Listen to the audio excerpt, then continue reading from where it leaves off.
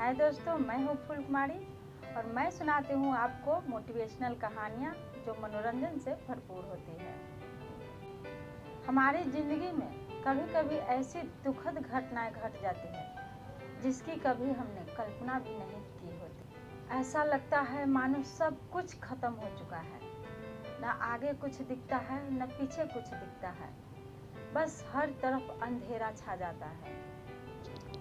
तो आज की कहानी एक राधिका नामक महिला पर है जिसकी उम्र 50 साल है। राधिका का एक भरा पूरा परिवार है, खुशहाल जीवन है। उसके परिवार में उसका पति है, उसका एक बेटा है, उसकी एक प्यारी सी बहू है और बेटे और बहू से 2 बच्चे हैं, जो एक 8 साल का लड़का है और फिर एक 2 साल की बच्ची है जिसका नाम सौम्या है। राधिका अपने परिवार के साथ बहुत खुश है, उसे किसी चीज़ की कमी नहीं है। उसका पूरा परिवार उससे प्यार करता है और वह भी अपने परिवार से बहुत प्यार करती है। राधिका के पास एक बहुत बड़ा मकान है, जमीन जायदाद है और अच्छा खासा धन भी है। एक बार की बात है, उसके पूरे परिवार को एक शादी में आमंत्रित किया जाता है। राधिका बड़े जोश के साथ शादी में जाने की तैयारियां करती है। वह अपने परिवार को समझाती है कि सब अच्छे से वहां जाकर के रहना है, अपने अपने कपड़े ले लो, अपने अपने सामान ले लो, देखो किसी का कुछ छूट न जाए। सभी परिवार उत्साह में थे, बच्चे भी इधर उधर दौड़ धूप कर रहे थे। राधिका अपने पूरे परिवार के साथ अपने बड़े से गाड़ी में जाकर के बैठ गई शादी में जाने के लिए। गाड़ी कुछ ही आगे बढ़ी थी कि राधिका को कुछ याद आ गया और वह गाड़ी से उतर गई और बोली कि तुम लोग चलो, मैं नहीं होगा ना तो शादी के दिन ही आ जाऊंगी, क्योंकि जो काम है वो बहुत ज़रूरी है, अगर नहीं किए तो फिर काम बिगड़ जाएगा। उसके पति बोले कि छोड़ो ना, वो काम बाद में किया जाएगा, लेकिन राधिका बोली कि नहीं, अभी मेरे पास समय है तो मैं उस काम को निपटा लेती हूँ। अभी शादी 2-3 दिन बाकी है, तो मैं ना होगा तो कल या परसों चली आऊँगी। और फिर वह अपने घर चली आती है। घर पर आकर उसे 2 घंटे ही बीते थे कि एक फ़ोन आता है। राधिका खुशी खुशी फ़ोन उठाती है। उसे लगा कि कहीं न कहीं मेरे पति या मेरे बेटे का ही फ़ोन होगा। वह फ़ोन उठाई तो उधर से किसी अजनबी का आवाज़ आया। राधिका बोली, हेलो। उधर से अजनबी ने कहा कि मैडम, ये आप ही का नंबर है। राधिका बोली कि हाँ, ये मेरे घर का ही नंबर है, यह नंबर मेरे पति का है, आपको कैसे मिला? तो उधर से आवाज़ आई कि मैडम, यह जिसका भी नंबर है उस कार का बहुत बुरी तरह से एक्सीडेंट हो गया है। अभी इसमें एक बुजुर्ग है, एक जवान लड़का है और एक जवान लड़की है, एक 8 साल का बच्चा है और एक 2 साल की बच्ची है। 2 साल की बच्ची को छोड़कर बाकी सभी लोगों की मृत्यु हो चुकी है, क्योंकि एक्सीडेंट बहुत ही भयानक और भीषण हुआ है।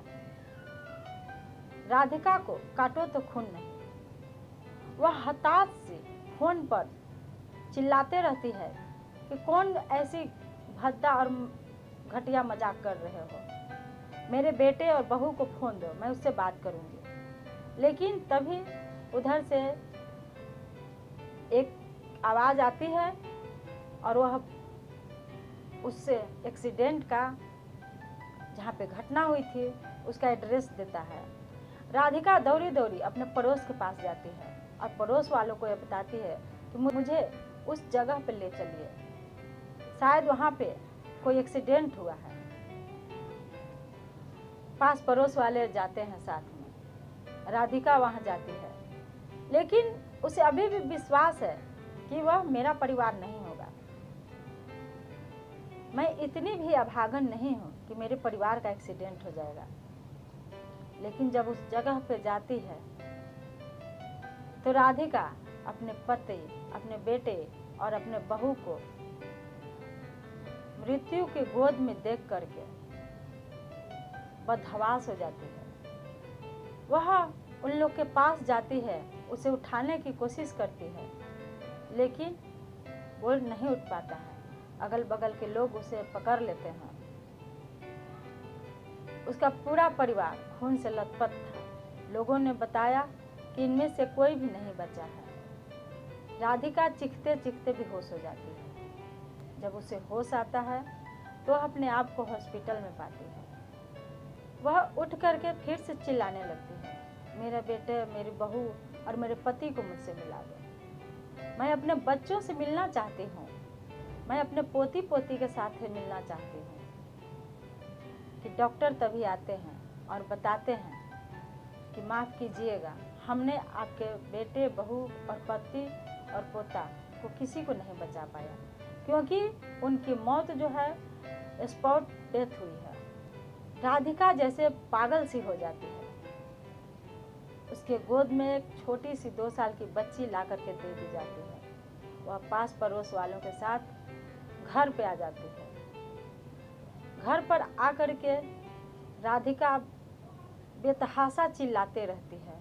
अपने बच्चे और अपने पति का नाम लेकर के रोती रहती है, बिलखती रहती है। वह अपने मरने की दुआ मांगती है। वह एक ही बात कहती है कि काश मैं भी उस दिन चली जाती और मैं भी मर जाती। राधिका को ऐसा लग रहा था जैसे उसकी दुनिया ही उजड़ गई। अब वह किसके लिए जिए और क्यों जिए? उसकी दुनिया में कोई नहीं है, सिर्फ अंधेरा और अंधेरा है। उसे कुछ दिखाई नहीं दे रहा था। पास पड़ोस वाले आ रहे थे, उसे समझा रहे थे, सांत्वना देते और चले जाते। सारे रिश्तेदार भी धीरे धीरे करके चले गए। 2 दिन से राधिका ऐसे ही बेसुध पड़ी थी। न तो वो एक बूंद पानी पी थी और न एक अन्न का दाना खाई थी। रिश्तेदार में जो भी आते उसे कुछ खिलाने की कोशिश करते, उसे पिलाने की कोशिश करते, लेकिन वह तो जैसे सिर्फ मरना चाहते थे। बगल में उसकी 2 साल की पोती बैठ करके रो रही थी। रोते रोते वह सो जाती थी, लेकिन उसे कुछ होश नहीं था। राधिका को जैसे पता ही नहीं था कि उसके अलावा उसके घर में और भी एक नन्ही सी जान है।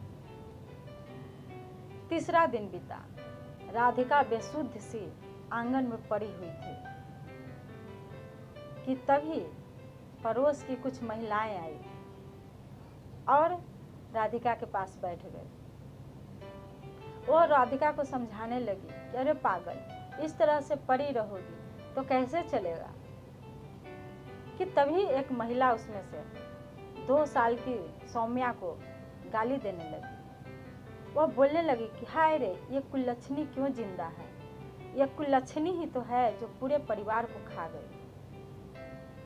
अपने दादा को खा गई, अपने बाप को खा गई, अपने माँ को खा गई और अपने भाई को भी खा गई। यह 2 साल की बच्ची क्यों जिंदा रह गई? यह भी मर जाती।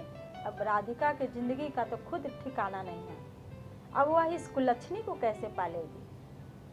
और वह औरत जाते जाते सौम्या को एक लात मार जाती है। सभी महिलाएं उस महिला के हाँ में हाँ मिलाती है और जब सभी महिलाएं चली गई तब राधिका को उस औरत के द्वारा चलाया गया लात याद आ गया। वह उठ बैठी और सौम्या की तरफ देखी। वह देखी कि सौम्या बिल्कुल बेसुध पड़ी हुई है।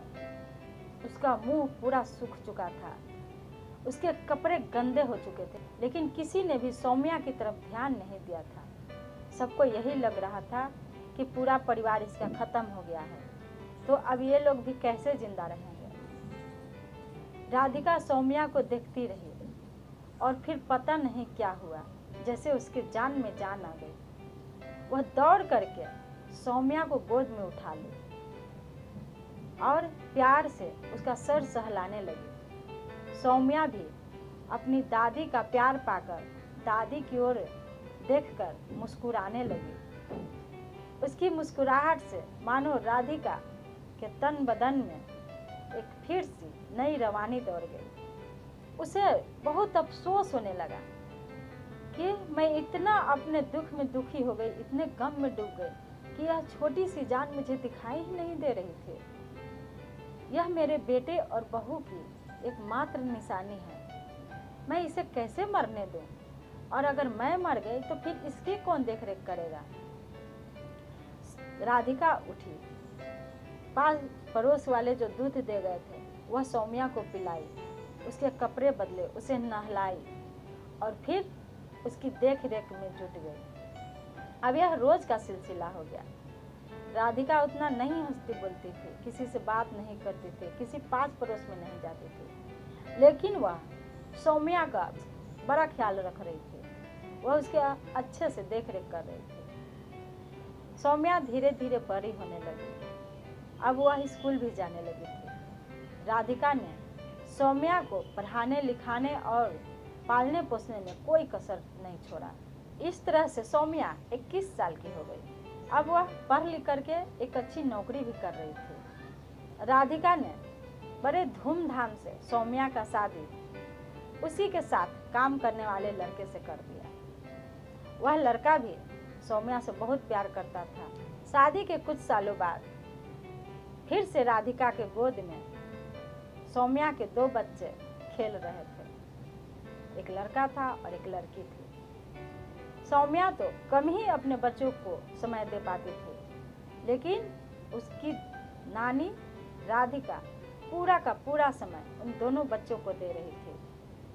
राधिका कभी कभी सोचती थी कि अगर उस औरत ने उस दिन सौम्या को लात नहीं मारा होता तो शायद मेरा ध्यान सौम्या पर कभी जाता ही नहीं। मैंने सौम्या पर अगर ध्यान नहीं दिया होता तो आज एक बार फिर से ये खुशहाल जिंदगी मुझे देखने को नहीं मिलती। सौम्या भी अपने दादी से बहुत प्यार करती थी। वह उसका हर तरह से ख्याल रखती थी, उसका हर तरह से रख रखाव करती थी, उसे सही समय पे दवा देती थी, सही समय पे खाना देती थी। और राधिका को तो मानो जैसे सौम्या और उसके बच्चों के बगैर उसकी जिंदगी ही नहीं है। तो दोस्तों, कहते हैं ना कि जिंदगी कभी भी कहीं भी शुरू हो जाती है। दोस्तों, कभी कभी हम देखते हैं कि बहुत बड़ा पेड़ है, बिल्कुल सूख चुका होता है, लेकिन फिर भी उसमें कभी कभी एक नन्हा सा पौधा निकल ही आता है। तो कहते हैं जिंदगी कभी खत्म नहीं होती है, बस जरूरत है उसे सजाने की और मन में जीने की इच्छा होने की, चाहत होने की। तो दोस्तों, और भी ऐसी सच्ची घटनाओं पर आधारित प्रेरक कहानियों के लिए बने रहिए मेरे साथ। दोस्तों, एक बात और, अगर मेरी कहानी आपको अच्छी लगती है तो इसे लाइक करें, शेयर करें और मेरे चैनल को जरूर जरूर जरूर सब्सक्राइब करें। तब तक के लिए धन्यवाद।